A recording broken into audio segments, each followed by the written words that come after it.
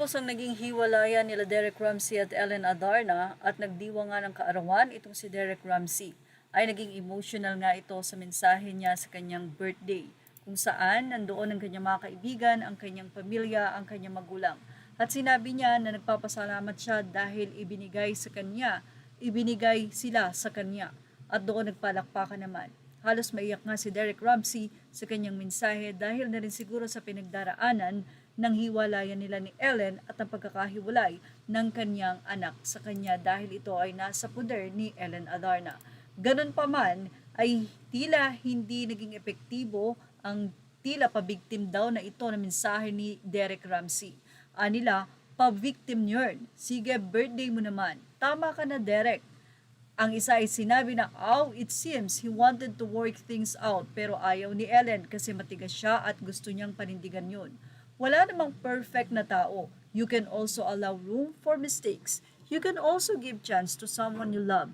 If you really want to work out your marriage, it requires hard work for both parties. Kapag masyado kang matigas, you are better off alone.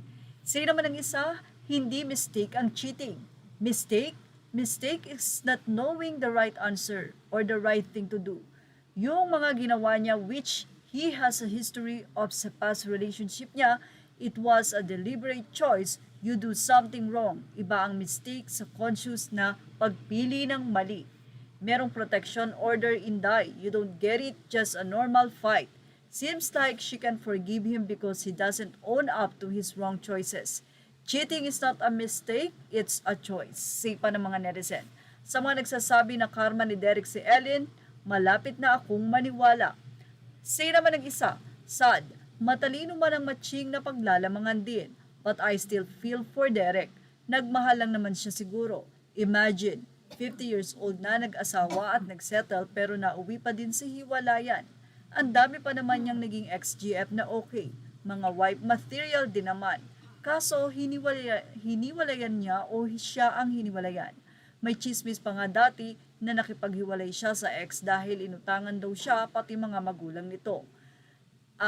Can you blame Ellen for being her since time immemorial? Ganyan naman na siya.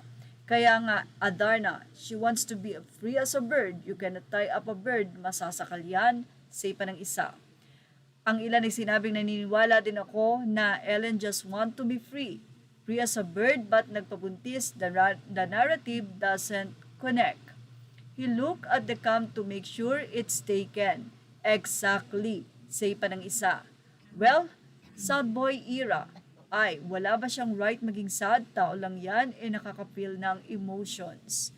Ay, lakas makaarte ha, parang siya pa ang abing-api. Sana nga ilabas ni Ellen lahat kaso may restriction according sa lawyer kung alam nyo lang. Well, it takes two to tango. Ellen, you also have flaws. Same with Derek. You should take your private matter private. No one cares except both of you. Sa mga excess niya, ganyan din ang drama niya. Post ng mga sentimental post na akala mo nasasaktan siya sa breakup pero may bago na ulit. Anyway, masasay nyo sa mensahe ni Derek na paiyak-iyak pa. Pabiktim nga ba siya? Images are all credit to the rightful owners. Thank you for watching. Please like, share, and subscribe.